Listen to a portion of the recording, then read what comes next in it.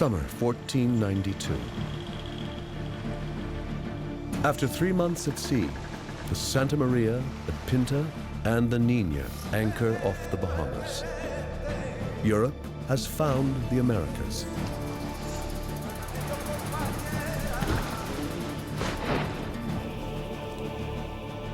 Next comes conquest and colonization by settlers who remake America in their image.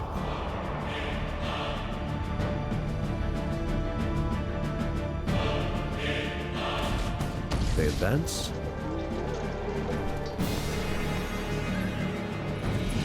and destroy. But there is another story about the animals and plants they bring here.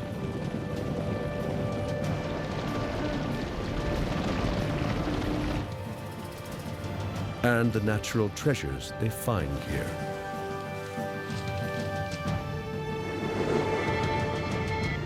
And how the Americas are completely transformed.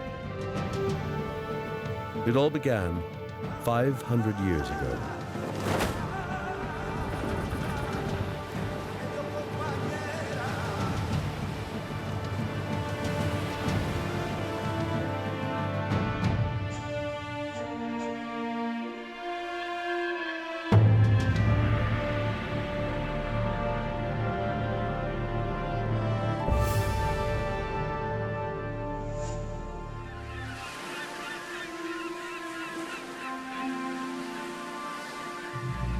It's 1491. A year from now, Christopher Columbus will set foot on this quiet beach. What's here before he arrives is a world of unbelievable natural wealth.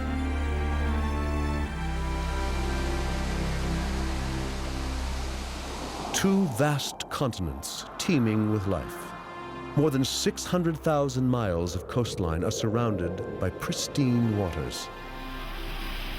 Shoals so dense, they're said to slow the passage of ships. Countless species number in the tens of millions. Inland from the Atlantic shores, great forests stretch in every direction. This new world is a land of stark contrasts.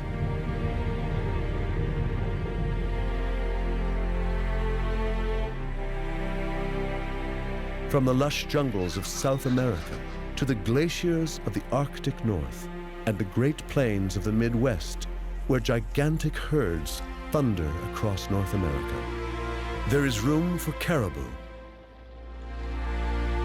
antelope,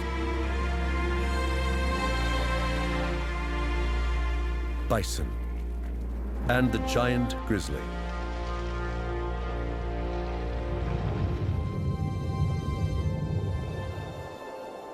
In the sky above, flocks of birds nearly block out the sun as millions of pigeons, ducks, and geese cover the horizon.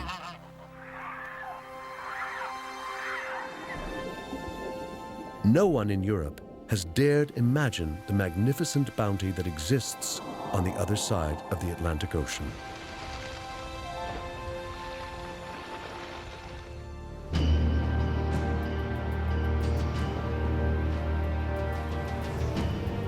In 1491, Christopher Columbus stands on the coast of Spain, looking west. He dreams of leading an expedition to find a new trade route to Asia. Success will mean glory and riches for himself and the Spanish monarchy.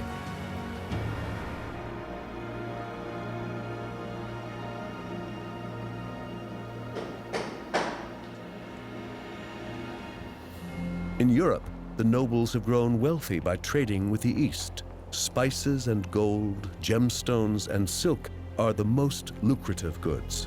But Europeans have lost the Silk Road to the Turks, and foreign trade is in decline. The wealth of kings is in danger.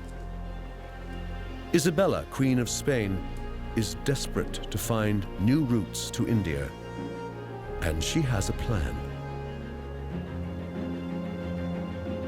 Isabella is the most powerful woman in Europe, a continent of expanding horizons filled with competitive and inventive souls. For 500 years, they have been building castles, palaces, and centers of trade. Kings and popes have raised armies to fight each other and their enemies on Europe's borders. Nowhere else are rivalries so intense, gold fevers so widespread, religious fervor and business expertise as tightly wound as in Europe in 1491. Ideas are moving forward. Curiosity and the thirst for power pushes Europe's limits.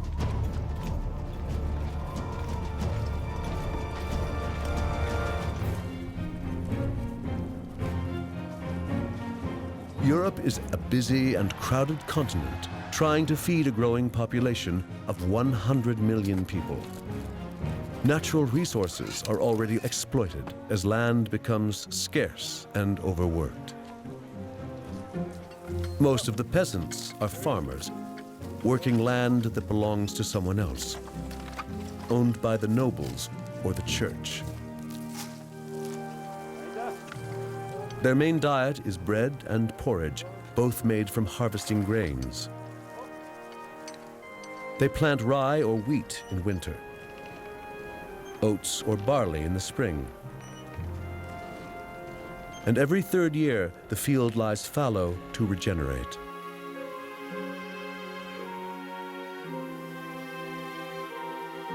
They've learned to harness water and wind for power. It is hard work, but good for producing higher yields in smaller spaces.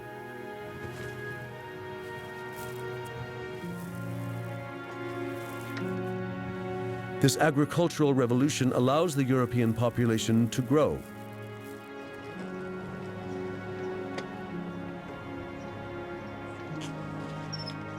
With the help of one more important element: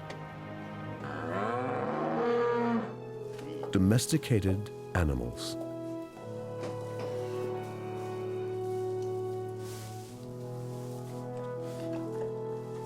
Horses pull plows. Cattle provide meat, fur, and hides.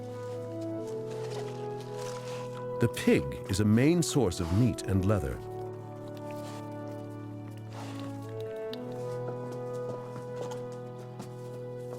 And so too are sheep.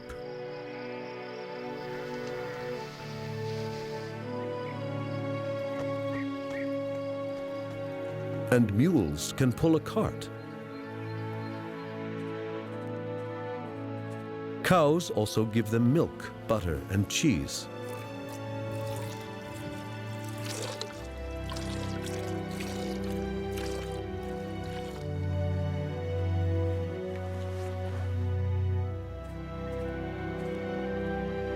It is not only people that domesticate animals. The Big Five, horses, cattle, goats, pigs, and sheep, domesticate the European landscape. They contribute to Europe's overcrowded conditions. In 1491, the Americas, too, are a crowded and prosperous place, but in a very different way. The Andes cradled a vast empire ruled by powerful god kings. Mesoamerica is densely populated and home to the most impressive civilizations on the continent. The Atlantic coast is filled with smaller villages and fields. And along the great rivers, great cities are built around monumental plazas. It is an ancient world, inhabited by 100 million people. Hunters and gatherers, fishermen and farmers, kings, slaves, and soldiers. Down among the trees, where the Missouri, Illinois, and Mississippi rivers merge, lies one of the largest civilizations on the continent.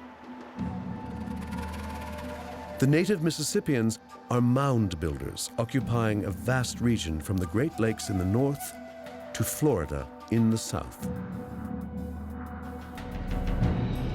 The first explorers thought these great mounds were natural, carved by retreating glaciers. Now we know that they are the centerpieces of cities. Cities like Cahokia,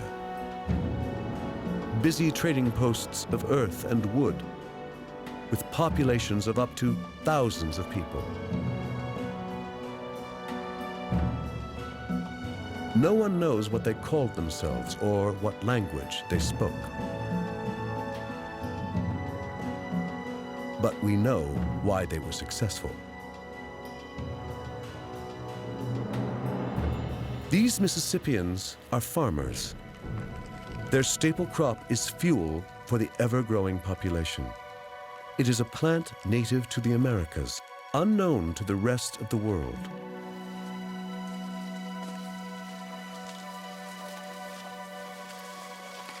But corn is not a blessing from nature or a gift of the gods. This crop is the outcome of man's first feat of genetic engineering.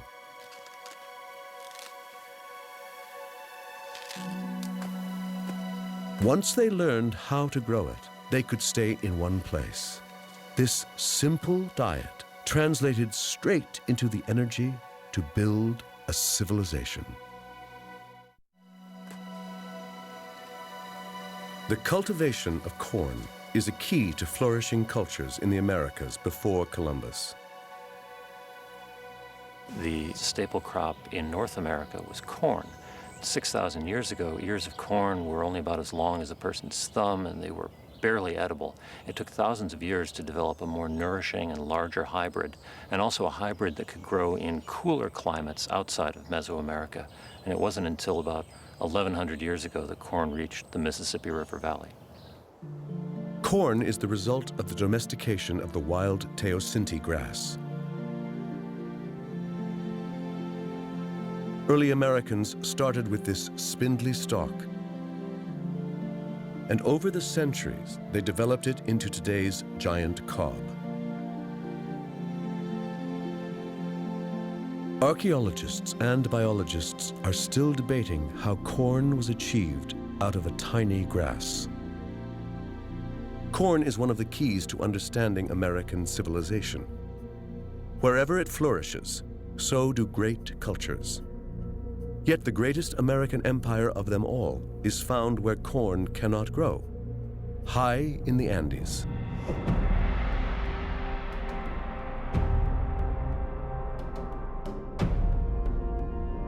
The Inca Empire stretches nearly 2,500 miles down the west coast of South America. Inca build palaces, storehouses, and castles in the tall mountains. In their realm of 6 million people, they rely on manpower to transport stones without animals or the wheel. And the energy for that is provided by another amazing food source. They are famed for their gold, but their true treasure is less glamorous.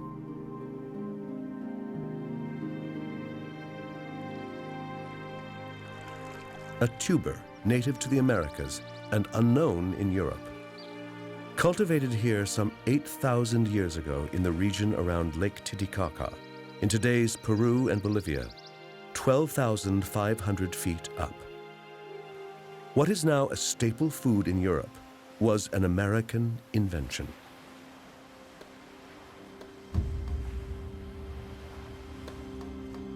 By the year 1491, the Inca grow thousands of varieties, domesticated from wild ancestors. Some poisonous, some even carnivorous.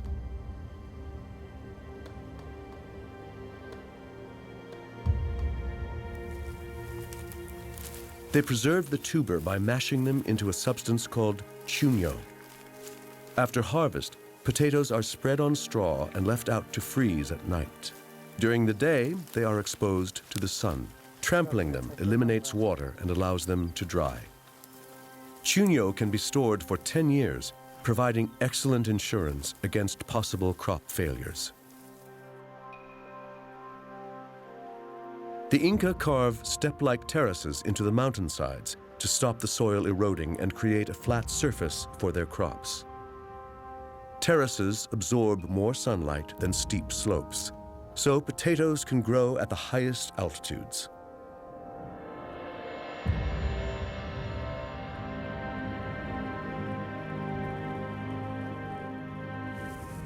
And all this is achieved by manpower alone, using wooden tools.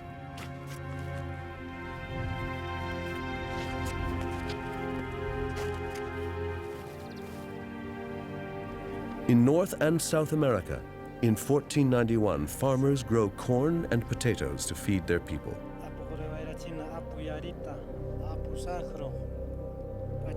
They have none of the domesticated animals that benefit Europe. For Inca farmers in the Andes, their chief source of meat and transporting goods is the llama. This is the biggest domestic mammal in the Americas. The llamas also offer dung for the soil and hides for clothes. But they can't milk or ride them, and the animals can't pull a plow.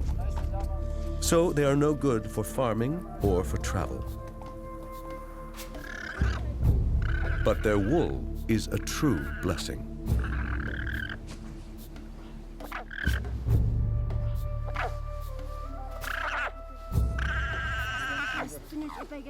It is warmer and lighter than sheep's wool, and produces a greater yield.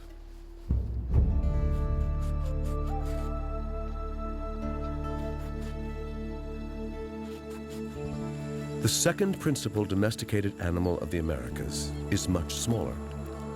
For the Aztecs, the turkey is vital. Even today, for their descendants in Mexico and Guatemala, the turkey is so important that they dedicate 2 religious festivals to it.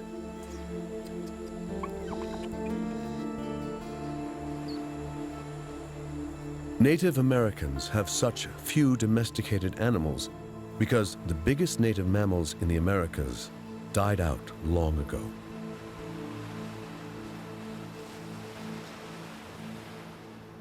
At the end of the last ice age, the megafauna in the Americas, the giant bison and the mastodons, went extinct. And the reasons for that are probably twofold.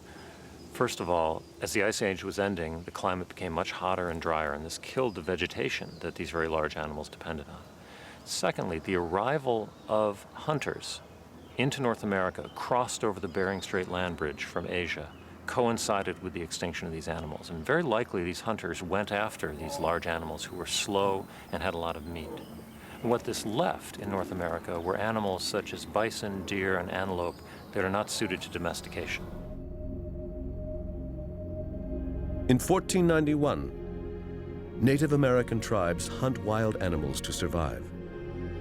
But the village dwellers in the forests of the Northeast and nomads on the plains developed methods to guarantee their meat supply. They can't domesticate these animals, so they find a way of making their prey come to them.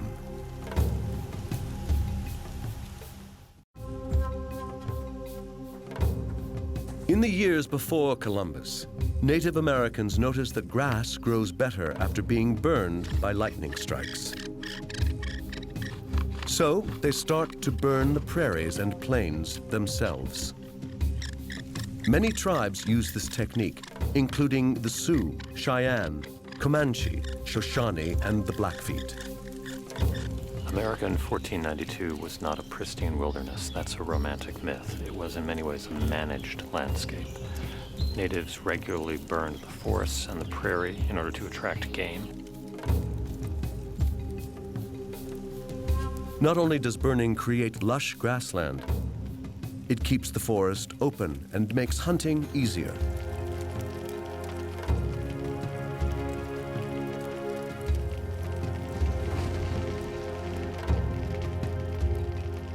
The new rich pastures lure and increase the numbers of herbivores, as well as the predators that feed on them.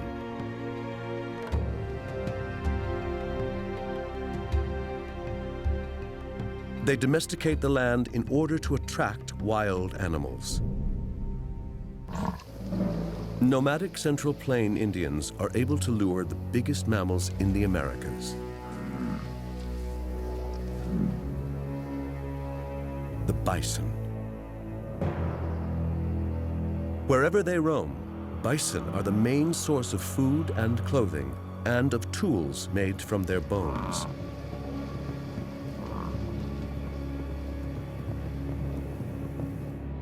But still, the bison thrive.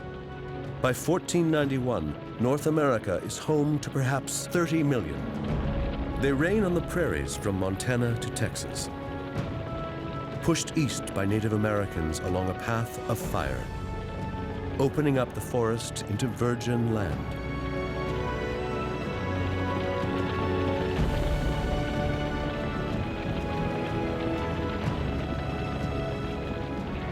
The bison gain a new habitat, far beyond their original range.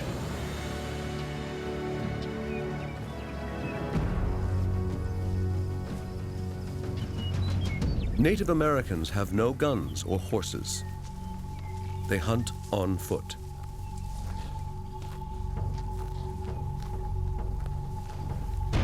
They dress in hides to get as close as possible, and hunt with the bow and arrow or spears, all made of wood and leather, bone and stone.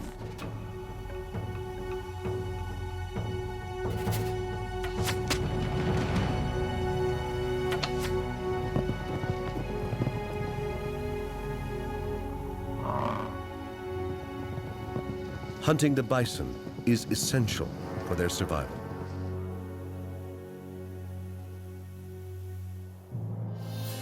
In Europe, hunting is no longer about survival.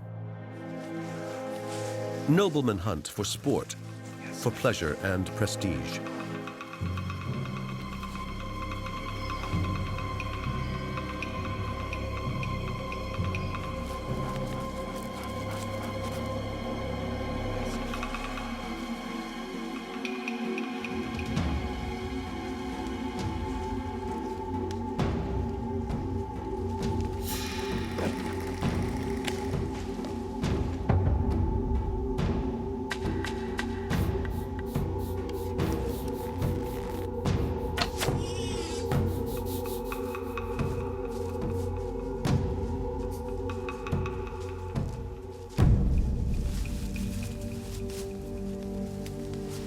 And only the nobles are allowed to hunt. If ever they catch a peasant hunting, he will be punished for poaching.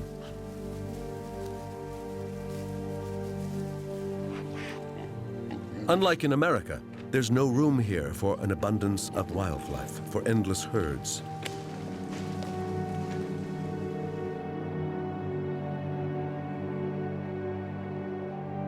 In Europe, the land is man-made. Agriculture and cities push the wildlife back.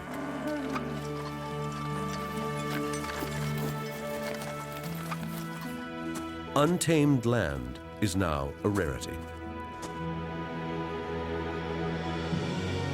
But they have one other major food source. Fish have long been cheap and abundant for every social class in Europe. Christianity, the common religion all over Europe in 1491, approves of fish. Eating meat is banned on more than 100 days a year. The demand for fish is huge.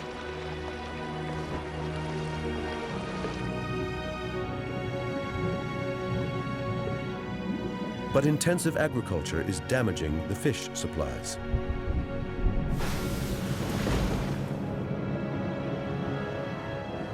Once unlimited, supplies in Europe are dwindling fast.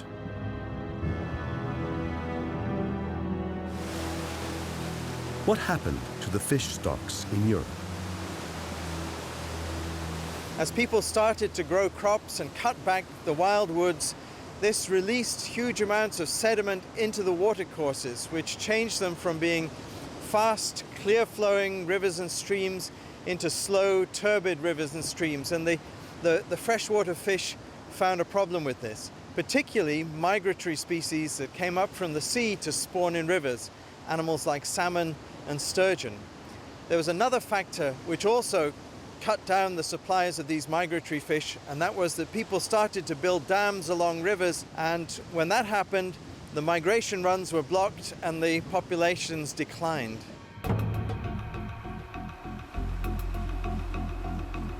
When supplies of fish dwindle in their polluted lakes and rivers, they turn to the sea. For the first time, they set up large-scale sea fishing.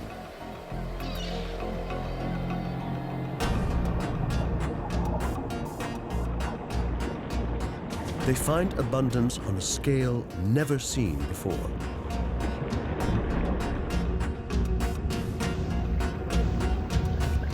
And they exploit it. Cod and herring from the North Sea are the first to be fished. Every 5 years, catches double. By 1300, thousands of tons of dried fish are exported from Norway to Britain alone.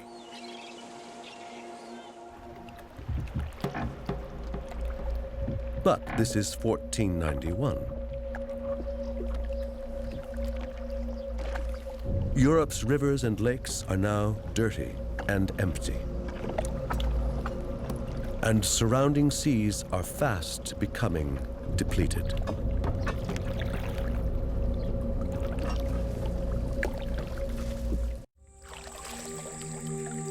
In the Americas before Columbus, fishing is not an industry.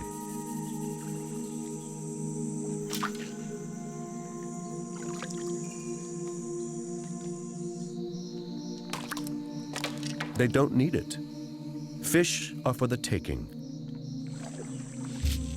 Their rivers are not used for power and are not affected by farming.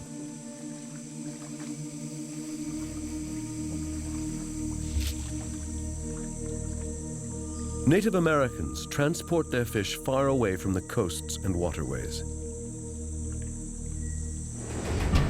Into the interior, high up into the mountains. The Inca, high in the Andes, enjoy fish from the Pacific. The Mississippians trade with communities as far away as the Great Lakes to the north and the Gulf Coast to the south. They even eat fish and seafood from the Atlantic. Here, too, there is space for abundance. The waters teem with fish and with whales, dolphins, and manatees.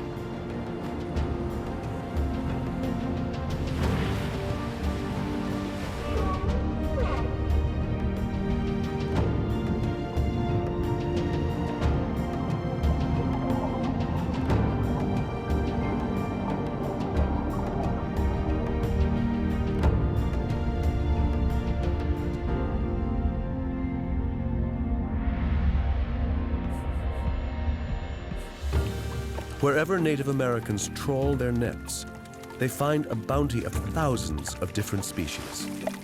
Menhaden, channel catfish, and sheephead. They never have to take more than nature can replace.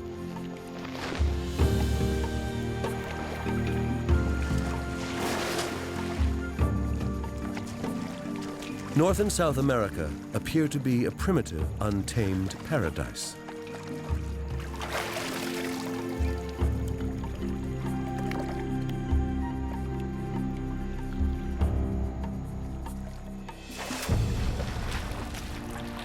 But looks can be deceiving.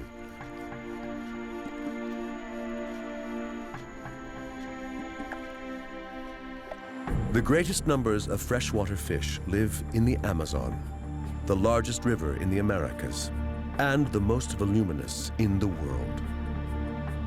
To our eyes, the Amazon rainforest is an almost untouched Garden of Eden. But it was once a very different place than what we know today. When the jungle was cleared in the 20th century for agricultural purposes, people found the remains of a sophisticated civilization that once managed this landscape. In 1491, this area is home to thousands of people. They tend orchards with all kinds of fruits: papaya, mango, cocoa, nuts, and palms.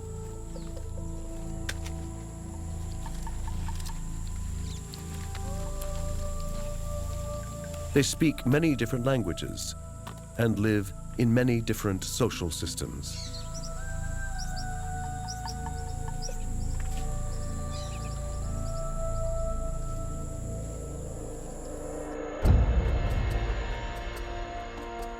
Their tightly packed settlements cover an area of over 46,000 square miles. They are linked by raised causeways, bridges, and canals. Much of this is natural savanna created by annual flooding. But they have expanded the grasslands, regularly setting huge areas on fire. By 1491, they have created an ecosystem of plant species adapted by fire that cannot exist in nature. Eventually, the jungle will reclaim it.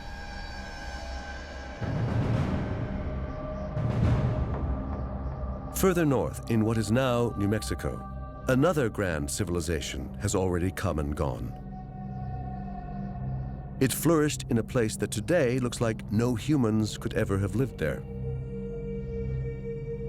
The Chaco Canyon. There is almost no vegetation, no water, and no animals to be seen. And it was already like this in 1491.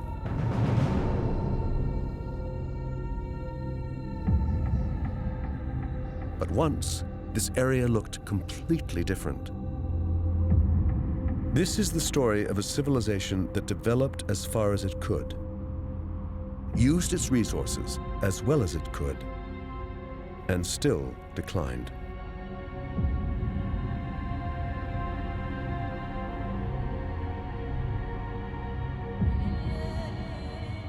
Chaco Canyon was once covered with lush vegetation and forests of pine and juniper. The fertile area was home to the Anasazi.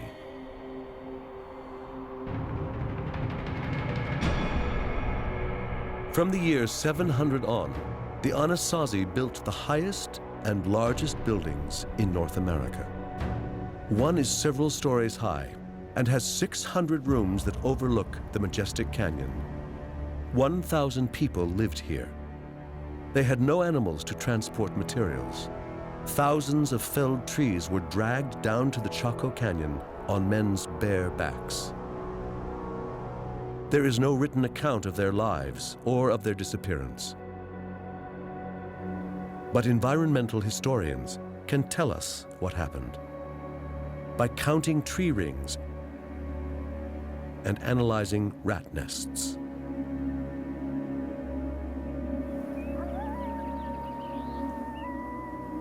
Nathan English of the University of Arizona spends much time in the canyon looking for traces of the ancient nests.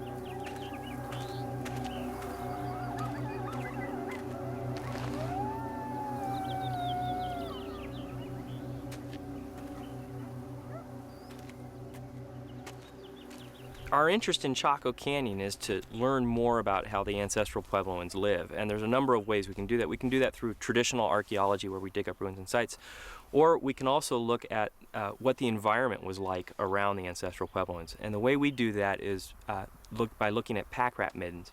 And each pack rat midden is like a little snapshot in time of the area around the midden itself. So you could think of it like a picture.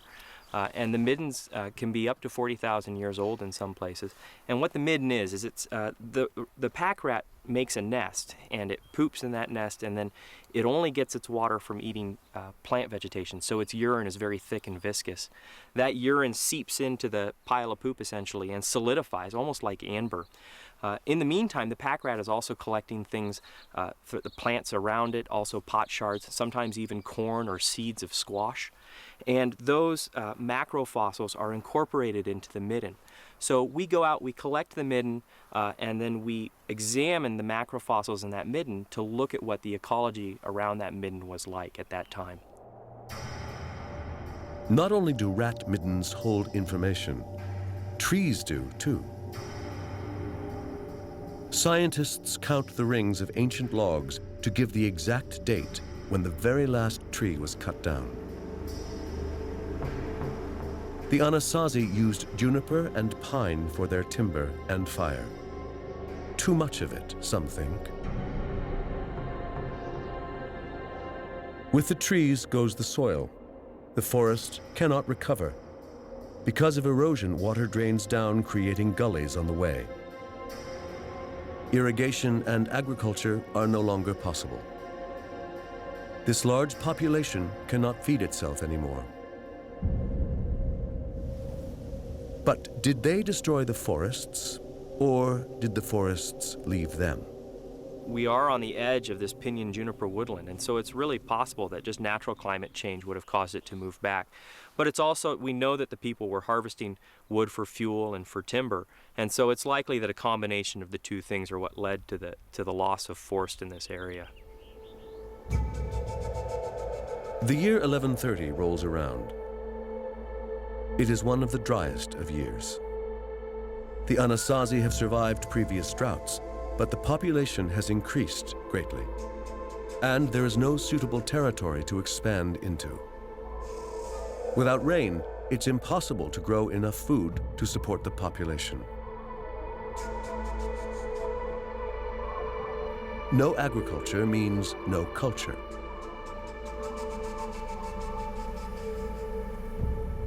The Chaco Canyon is abandoned.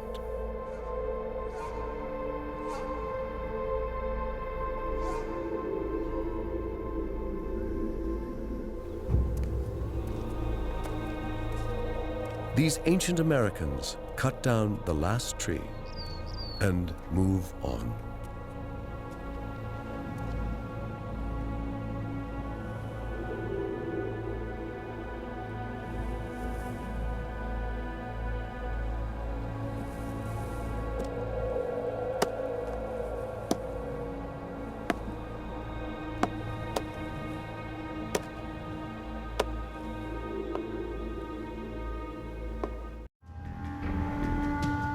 Over in Europe in 1491, they are cutting down the forests rapidly.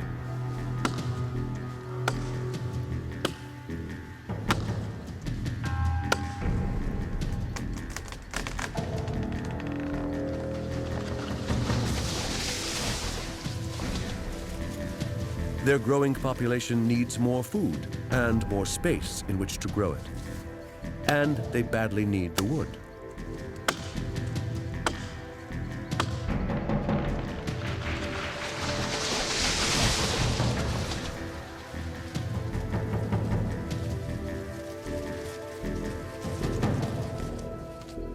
They have the tools.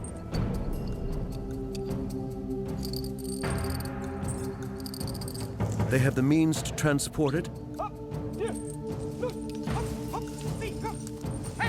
And they have the energy.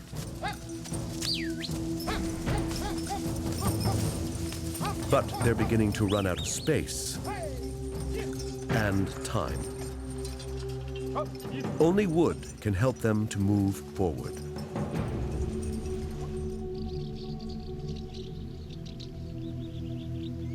The Middle Ages were the era of wood. You find it wherever you look. Wood was the most important material for building, for making tools and furniture, and for burning. It was the only fuel. There was hardly any coal.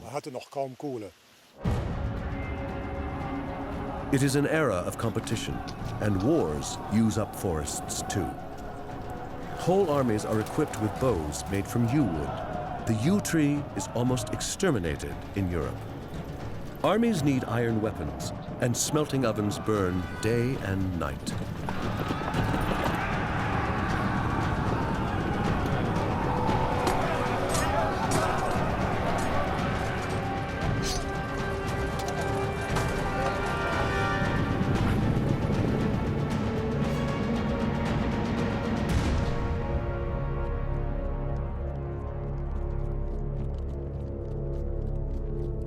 At the same time, whole forests are used to satisfy another European craving: for magnificent buildings.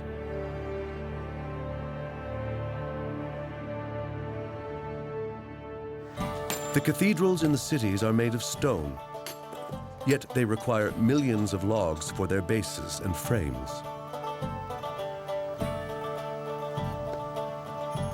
Larches are needed for roof supports. Solid logs of oak, alder, and elm are sunk into the ground to create foundations. Wood is indispensable for pillars and ceilings, posts and roof panels, axe handles and cartwheels.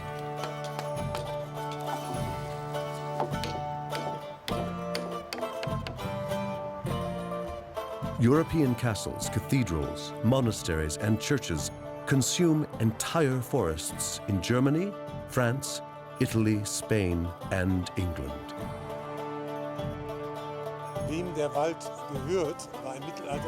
No wonder that all the great social and economic struggles in the Middle Ages are fought in the forests, around the forests, and about the forests. In this competition for timber, those who have money make the rules, and the money is now in the cities. Perhaps the richest city of all is Venice. It's built on wood, literally. Piles sunk into the mud to create the platform on which the great stone facades can float. But behind all this is commerce and a great maritime republic. The goods that are bought and sold are transported in wooden galleons. Venice has denuded the forests all around them to build its fleet.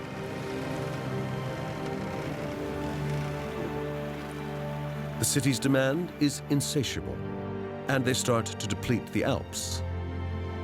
Spruce for masts, larch for planking, elm for capstans, walnut for rudders, and most importantly, oak for hulls. When that is not enough, they cut a swath across Europe all the way to the Baltic.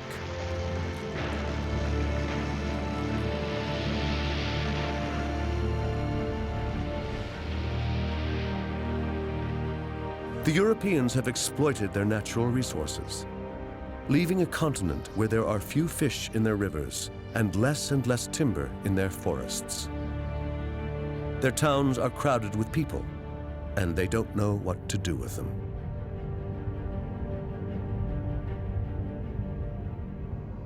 Rivalries between princes and kings have grown intense.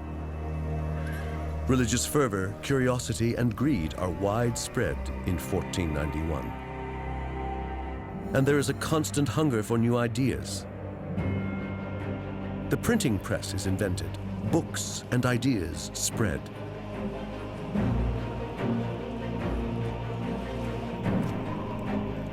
But where do they go from here?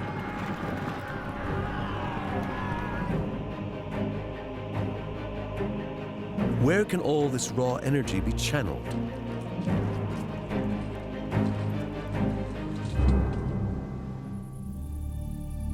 This is the time when European kings and queens send explorers beyond the horizon to expand and enhance their power.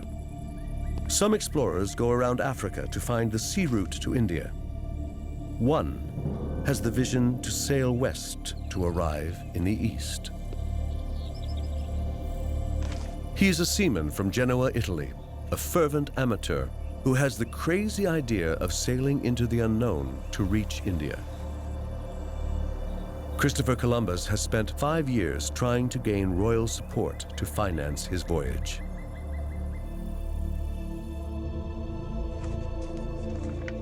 Isabella, Queen of Spain, finally agrees. What does the Spanish crown have to lose? It doesn't cost much to finance 3 ships. Spain has so much to gain from a shortcut to India: treasures, trade, and land.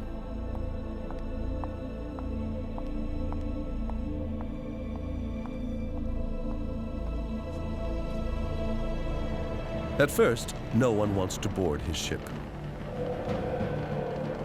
Finally, he drags together a motley crew of 87 men. Many are illiterates, petty criminals, even murderers, who choose probable death at sea in preference to the gallows. Many are soldiers, with nothing to do since Spain expelled the Moors just months before. Now, they are soldiers of fortune.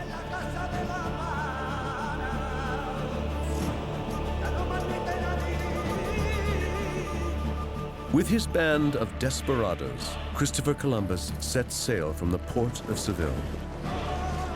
It is the summer of 1492. He promises the Queen that his expedition will be a success. And in a matter of weeks, he will change the course of history.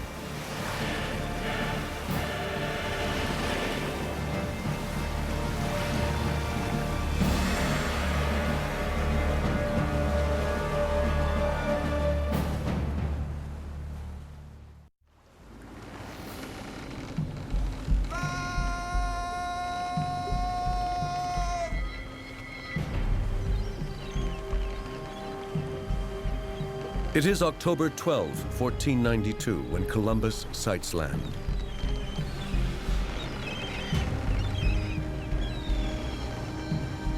I saw neither sheep nor goats nor any other beast. All the trees were as different from ours as day from night, and so the herbage, the rocks, and all things. 3 Spanish ships sail west for 3 months in search of India. Then finally they arrive, 87 men, among them conquistadors, pig farmers, murderers. But this is not Asia. It is an island in the Caribbean. They have no idea that they have come to a new world.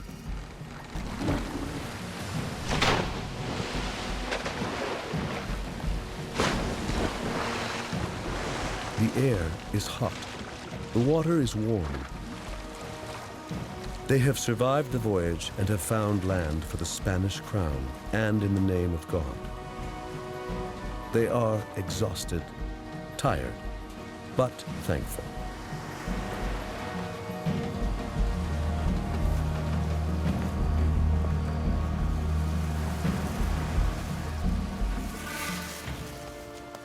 What land is this? Where are the ports, the cities, the ships and traders they expected? The natives have seen many people arrive from the sea, other tribes, but no one like this.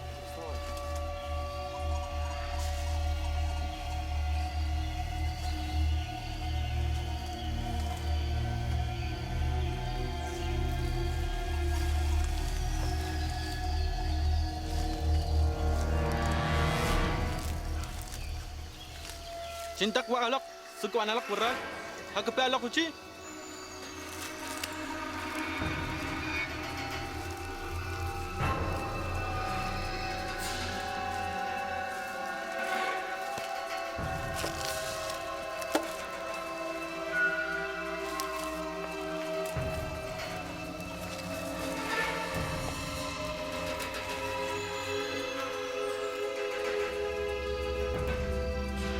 They will both soon discover that this is just the beginning. Columbus and his men stay for 3 months in the Bahamas and have no idea that they're on the edge of 2 great continents, about 10 times bigger than Europe.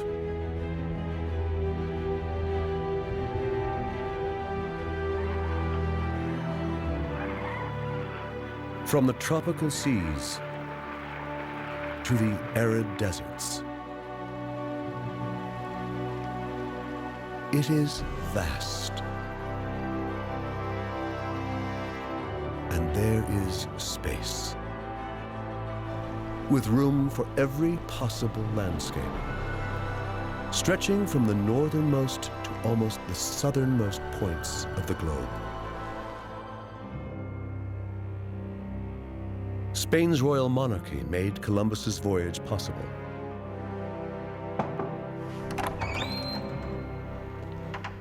It is 1493, and they've waited eagerly for 7 months to learn of his discoveries. Upon his return, he delivers the news in a report to Queen Isabella.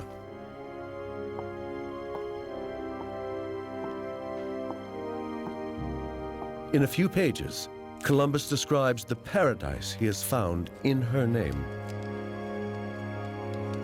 Land to conquer, converts for Christianity, riches to exploit, and gold.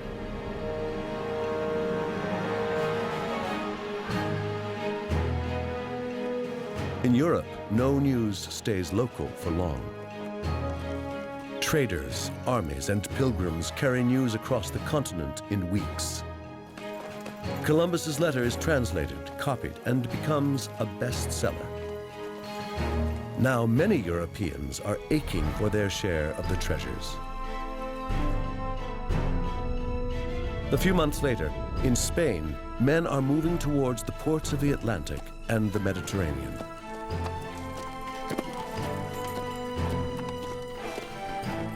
Men who have no land and no work. They cross the barren Spanish regions that offer little to live off. Desperados with nothing to lose. Men in need of a job, and the Queen needs them. Anyone can come along. Anyone can be a conquistador. Even a pig farmer can win glory and riches in faraway lands.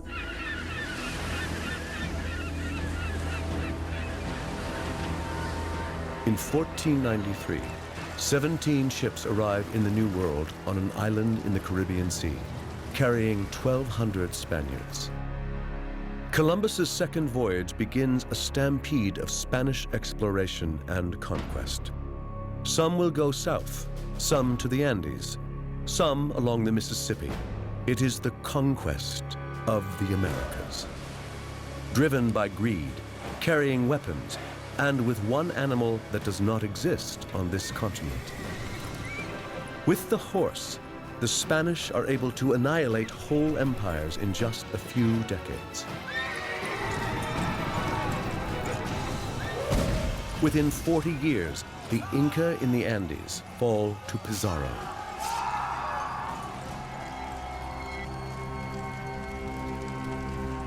And the Aztecs in Central America to Cortez.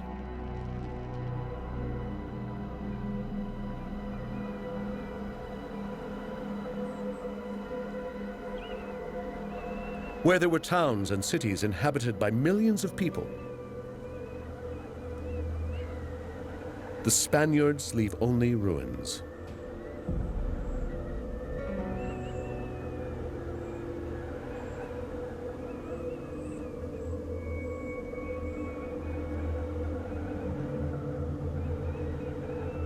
And no one to manage the land.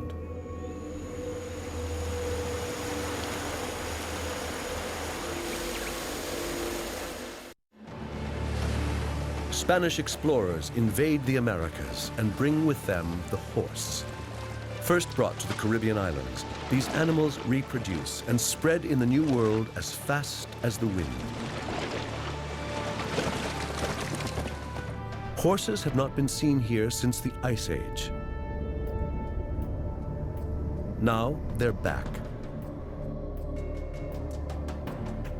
It's as though the landscape has been waiting for them.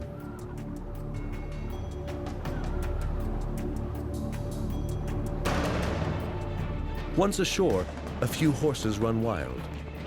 A new breed evolves, which soon takes over North America. The Mustang.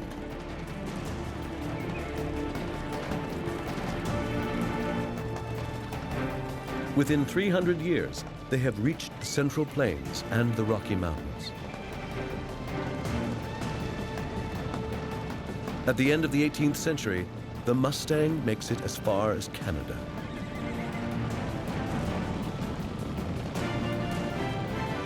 "150 years later, there may be 7 million wild horses in North America.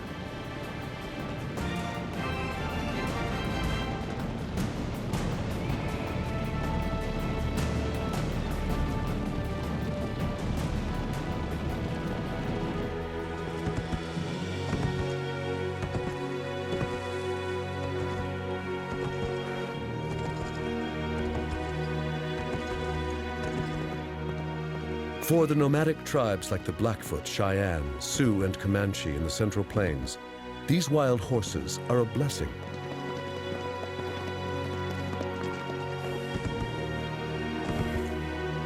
What they used to do on foot, fighting, hunting, traveling, they can now do on the backs of wild horses from Europe.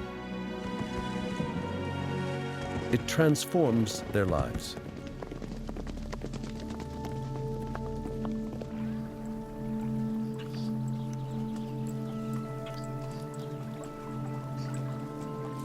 This old world animal becomes a symbol of their native culture.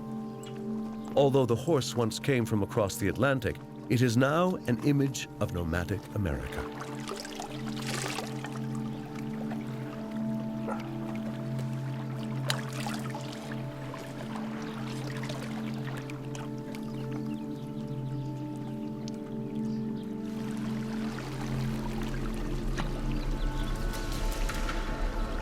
As soon as the conquistadors have conquered South and Central America, one of them heads north.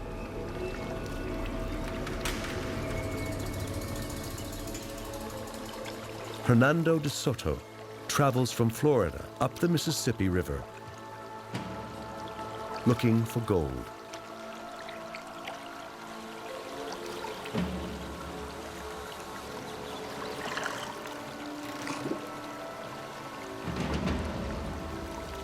The Spaniards leave death in their wake, and something else they bring along to keep them alive.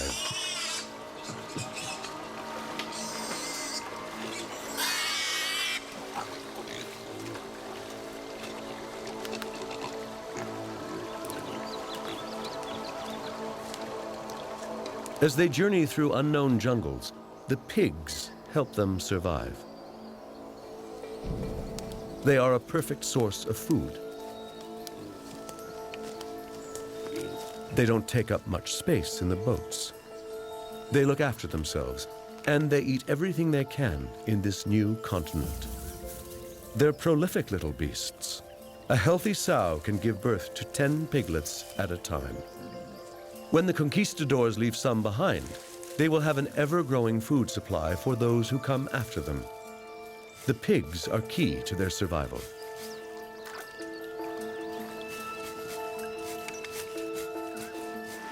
But to Native Americans, they're a curse.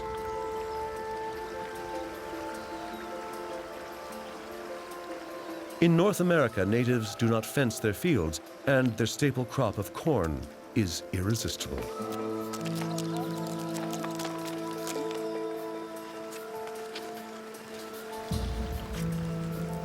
There is no evidence that Native Americans know how to fight this plague of pigs.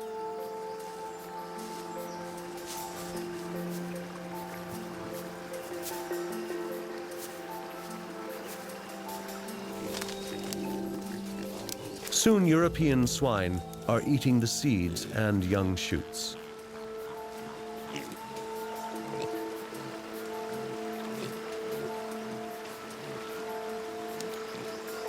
Only a few generations after running wild, the animal becomes very different from the typical farm pig. It grows tusks and gets bigger and aggressive. What began with a few pigs becomes a daily nightmare for the Native Americans.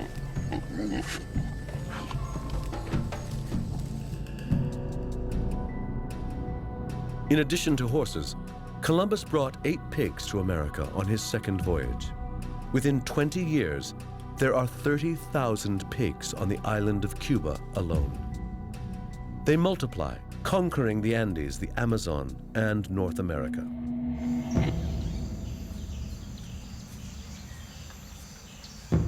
But the Spaniard, his horse, and his pig would never have been so successful in the conquest of the New World without a hidden passenger.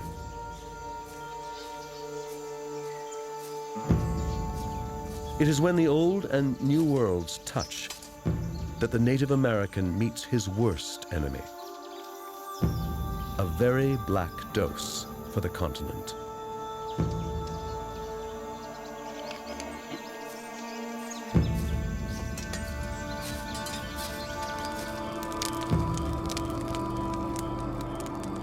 A Spanish missionary reports, an epidemic broke out, a sickness of pustules. Large bumps spread on people. Some were entirely covered, on the face, the head, the chest. They lay in their dwellings and sleeping places, no longer able to move or stir. The pustules caused great desolation. Very many people died of them, and many starved to death. No one took care of others any longer.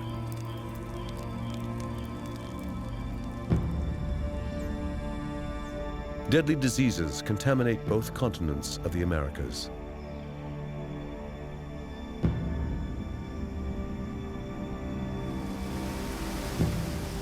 For the natives, writes a chronicler, they are near all dead of the smallpox. So the Lord hath cleared our title to what we possess.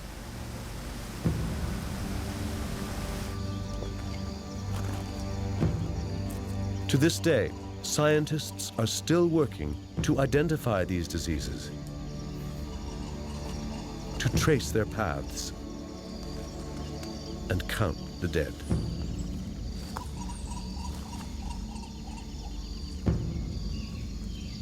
Smallpox was accidentally introduced to the Americas in the 16th century.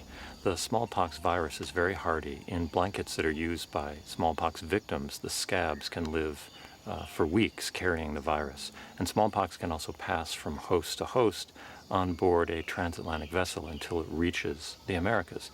And of course, once smallpox reached the Americas, it was introduced to millions of new hosts, human hosts, who had no acquired immunities to these diseases. And so smallpox, together with measles and influenza, had a devastating impact on Native American populations. No one knows exactly what the mortality was. Conservative estimates are about 50%. It was probably closer to 90% or even higher.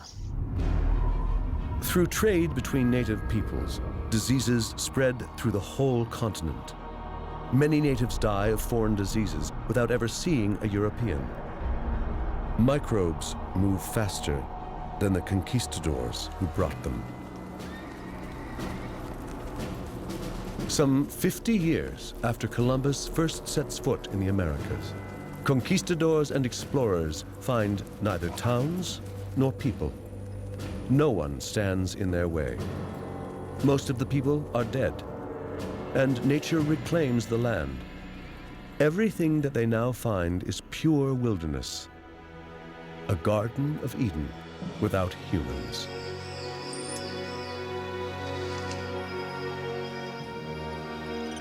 A thousand different kinds of birds and beasts of the forest, which have never been known, neither in shape nor name,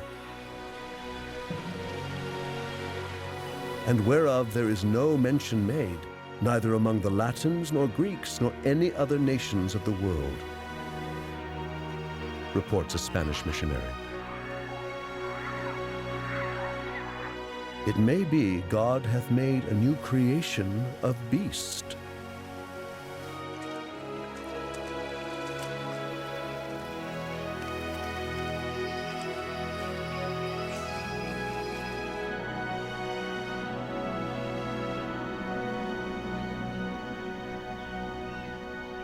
Explorers send exotic plants and animals, evidence of God's second creation, on the ships back to Spain.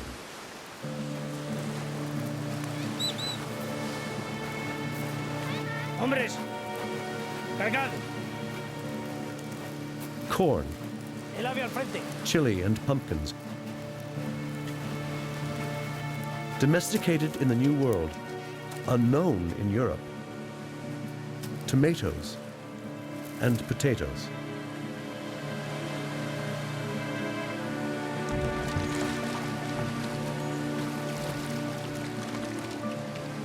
But there is an unwelcome passenger on board, an unintentional gift from the natives.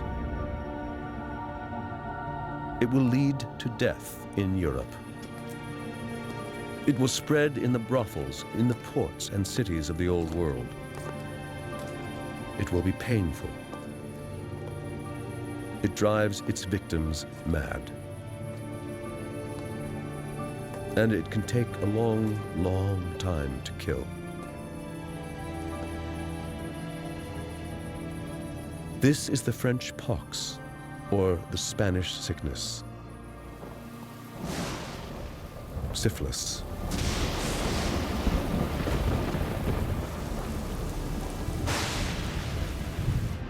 Europeans have no idea that this disease came from America, where more and more are aching to go. In the 17th century, a new wave of people heads to the New World, the settlers. England has defeated Spain to become a new European superpower. The English crown sets out to claim its share.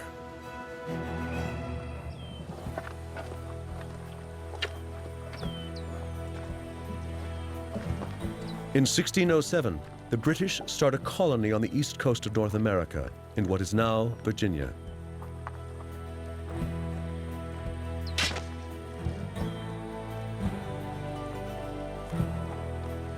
They name it Jamestown, after their king.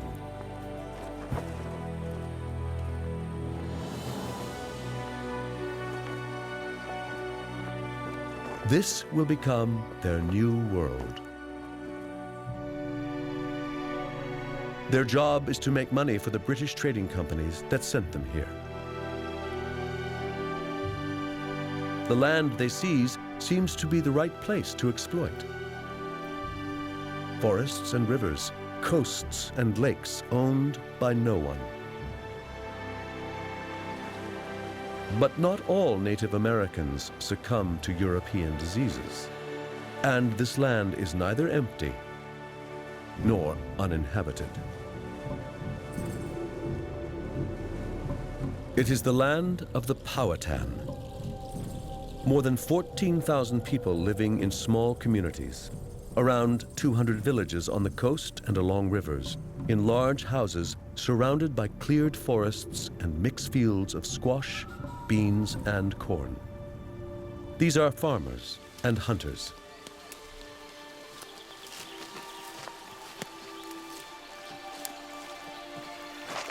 There is no gold, no silver that settlers dream of.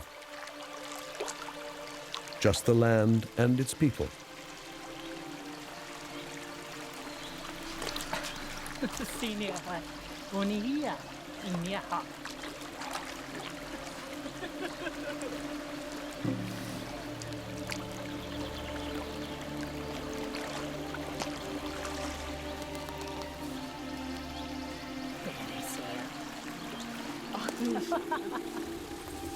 For a while, the settlers and the natives managed to coexist.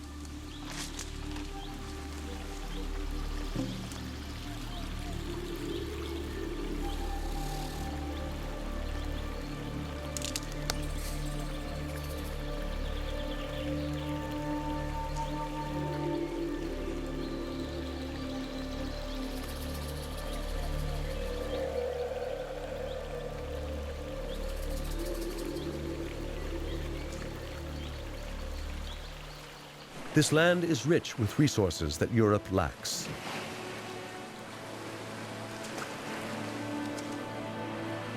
In the long run, resources that are far more valuable than gold and silver.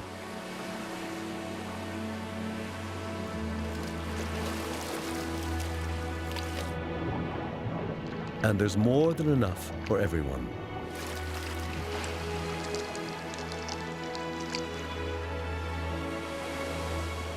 Europeans wanted to travel west to the great empires of Asia.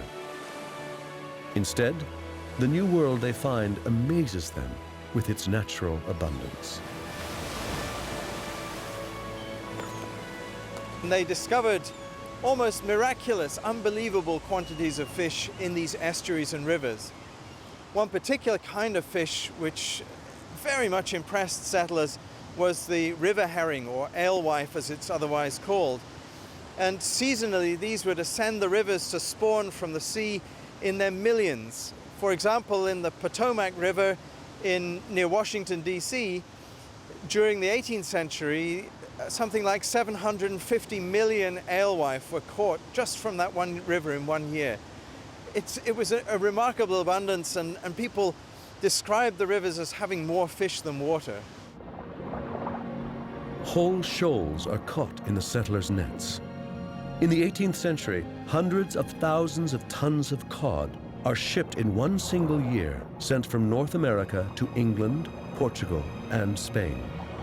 Fishing boats sink under the weight of their catches, and the colonies thrive. It takes only 200 years to achieve what had taken 1,000 years in Europe: overfishing. Fishing tends to remove the biggest, oldest individuals from a population, and by doing this, it changes the selective pressures on the population so that fish begin to grow more slowly. They reach reproductive maturity at a smaller size and earlier in life, and these things all reduce the productivity of a population.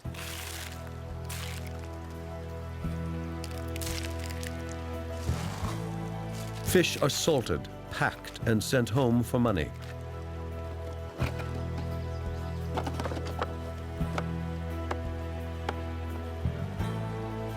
Along with them, the settlers send another resource that the Old World is desperate for: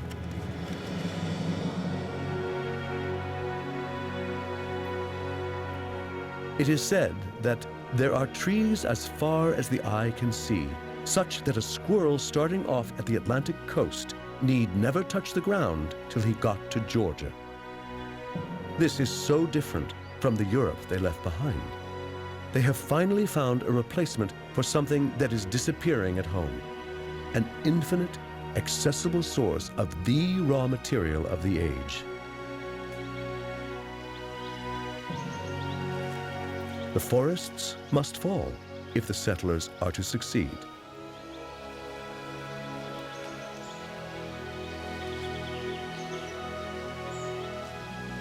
From now on, the trees are doomed. When the first settlers arrived in the New World, they found forests like they had never seen in Europe. Endless forests with huge trees. Penetrating into the heart of the land was also a war against the forest. The axe became the Yankee emblem. At the same time, forests were the great resource the land had to offer. You could make plenty of money exporting timber. In Europe, wood had become expensive, and so the greatest forest destruction in history now took place.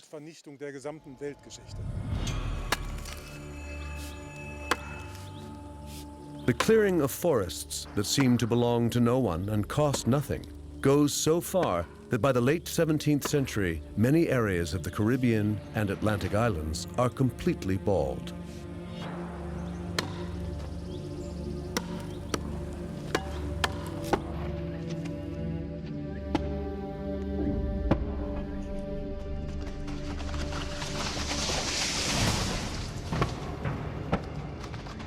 An incredible amount of wood is really squandered in this country for fuel. Day and night all winter, for nearly half a year in all rooms, a fire is kept going, observes a European traveler. Wood consumption in the forests of New England, just like in Europe, is out of control, for fuel, for building, and to clear agricultural land. The resources in this vast continent seem to be inexhaustible. But in time, fish stocks will dwindle in the Americas too. They create this new world in the image of the one they left.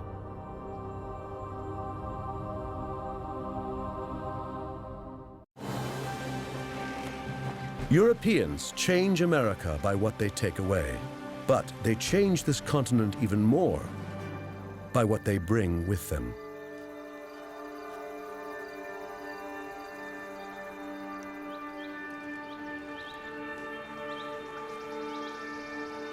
They come in search of their own land, something almost impossible to find in Europe.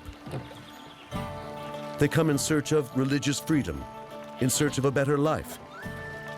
They believe they are responsible for their own success and happiness. For the first time, women settlers come too, and they bring a whole way of life with them.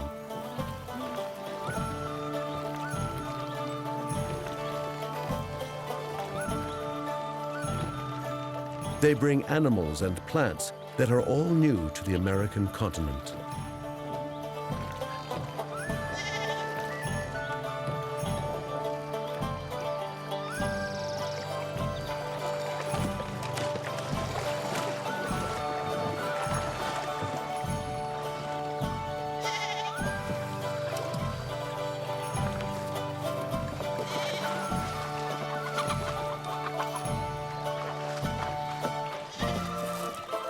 Livestock and grains from Europe will transform the New World and make it a true New England.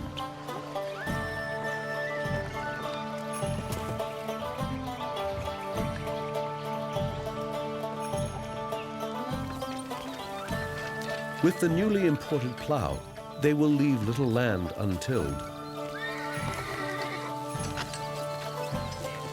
These domesticated livestock and metal tools have never been seen on this continent. An environmental revolution takes place. In no time, their European wheat is growing in this foreign soil. Wheat, barley, oats, and rye are brought to America. But in the process, some less welcome guests hitch a ride.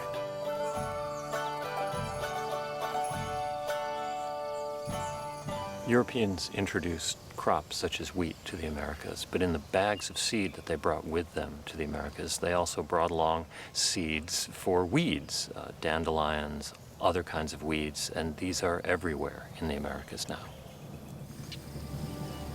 From the most insignificant weed to the continent's greatest mammal, the bison, nothing is untouched. America's native flora and fauna is forever changed.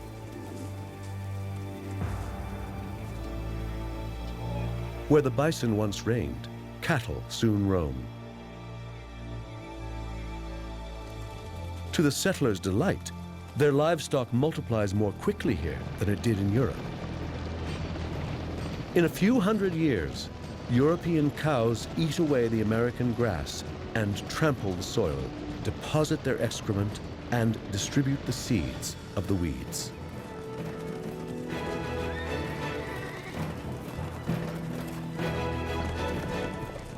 The invasion of European insects and animals changes the American landscape forever.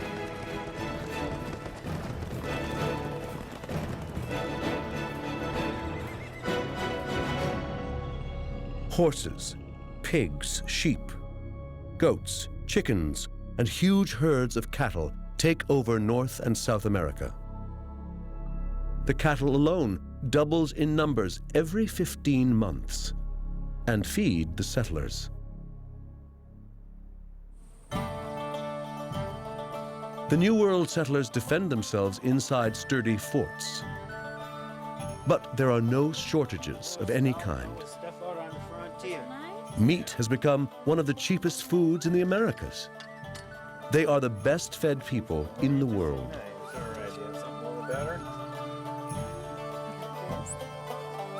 Boys, you're going to want a shot of rum. This is fresh rum from... Hides are in great demand in America as well as in Europe. And fur from the wild animals they shoot brings in a steady export income. Some, like the beaver, are hunted almost to extinction. Settlers are not forced to adapt to the landscape. They domesticate and dominate it. Most trees were cut down and turned into pasture and gardens where all kinds of vegetables and root crops that we know in England grow in profusion. They replace the trees they have cut down with their own trees. Europeans bring peaches, pears, and plums. They bring figs, olives, and bananas.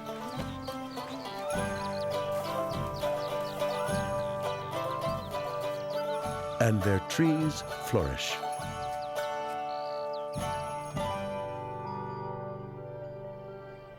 They never know how lucky they are.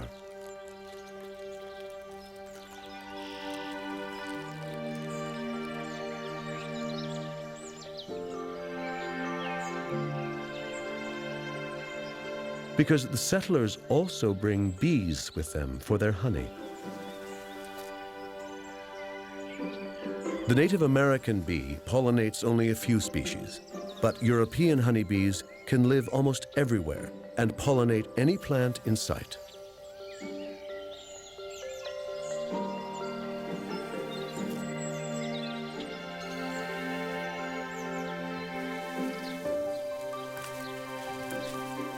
Gardens turn into plantations for consumption at home and abroad. Apples thrive and become a major industry in North America, eventually yielding a harvest of 5 million tons a year, all beginning with European seedlings.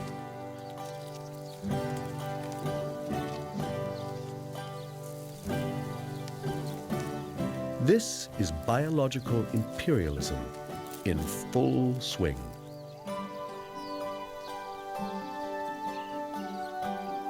Europe's fruits and vegetables conquer the New World.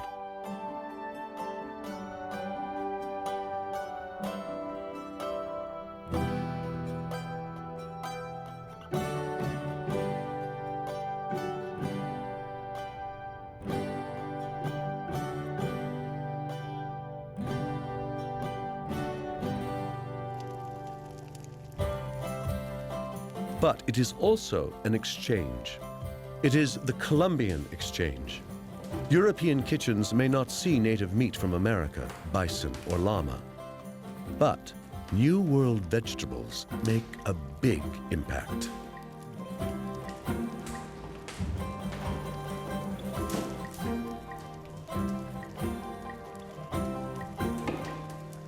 The plant with the greatest impact on Europe needs a couple of centuries to take root in its culture.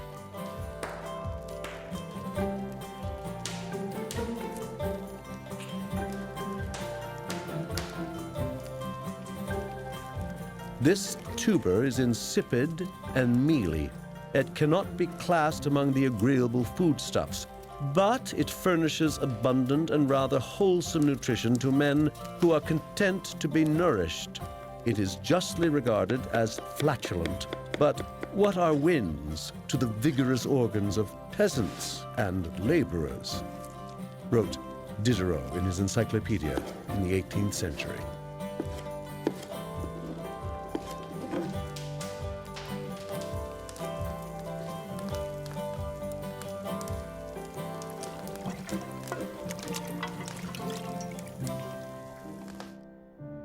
Introduced into Spain, potatoes slowly spread to Italy and to northern and eastern Europe.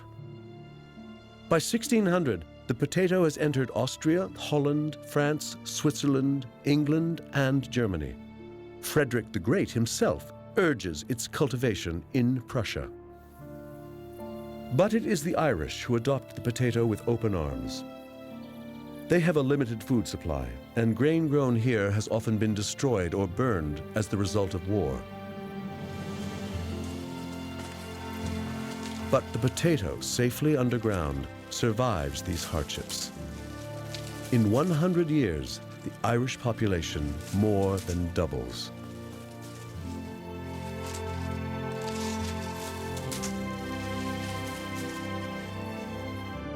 And towns like Berlin grow into great cities.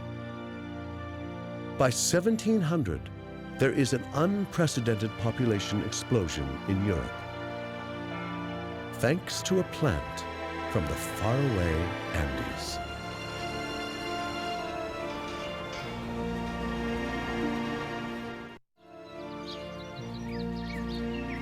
Only one domestic animal from the New World sets foot in Europe: the turkey. Turkey and a few vegetables enhance the European diet, but otherwise, their life is relatively unchanged. So why was the Columbian exchange so one-sided? Why did it go primarily in one direction from Europe to America? With the exception of things like potatoes and potato blight, why was Europe not overtaken by American plants and animals? It's difficult to say why something did not happen, You have to remember that the ecological invasion was a cooperative enterprise, disease and plants and animals working together. And Europe remained densely populated. It didn't have diseases depopulate its people.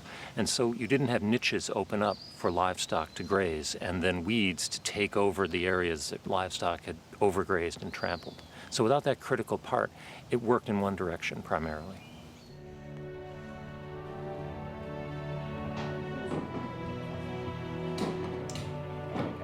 The European elite want more than just turkeys and potatoes from the New World. They want luxury products.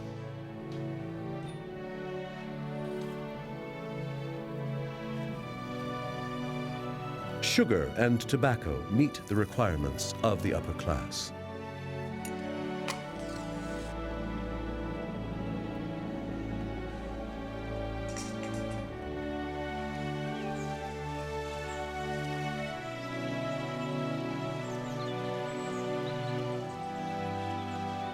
The first British settlers quickly acquire a taste for American tobacco and export large shipments to Europe.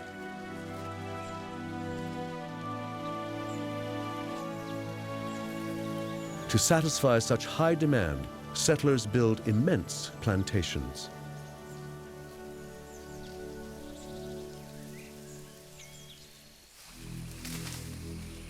Growing sugar becomes a business on the same scale as tobacco. The new monocultures cover entire landscapes.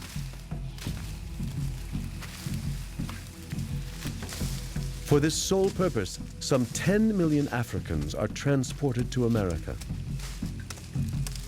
enslaved to cultivate luxury items for Americans and Europeans.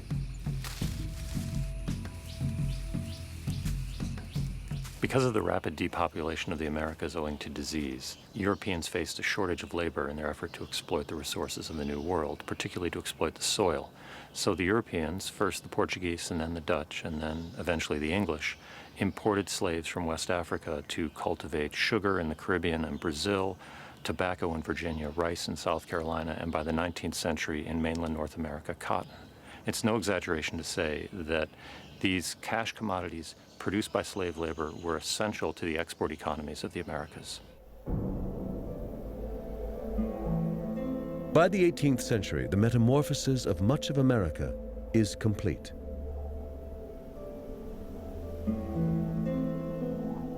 New Spain and New England are fully established. Nature has been transformed and is in the hands of man.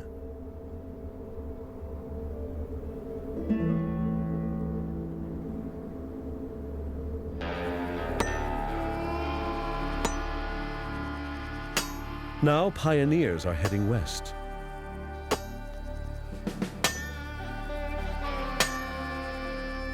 There is still empty land in that direction.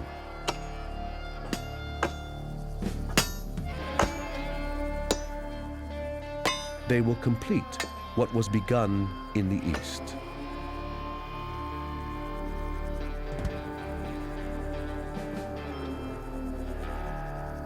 In the creation of the New World, perhaps 90% of the Native American people died. The people who took their place came from all over Europe as conquistadors, settlers, explorers, and colonists.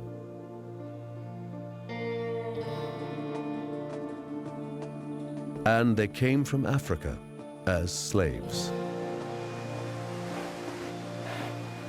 But it was the transfer of animals and plants from Europe to the Americas that really made the creation of the New World possible.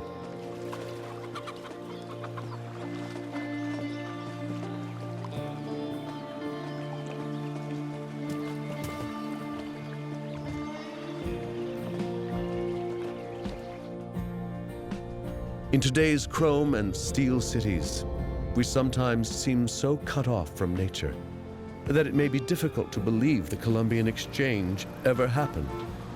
But in the final analysis, the skyscrapers and the melting pot of the races owe their existence not only to humans, but also to the natural world.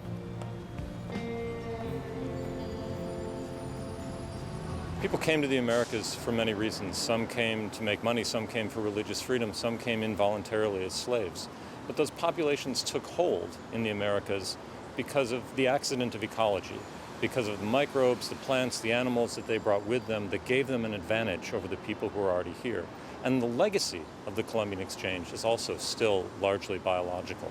And that legacy will continue into the future.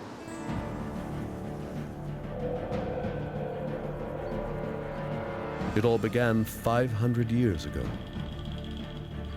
Columbus had a vision. And 3 ships set out in a quest for India and found the New World.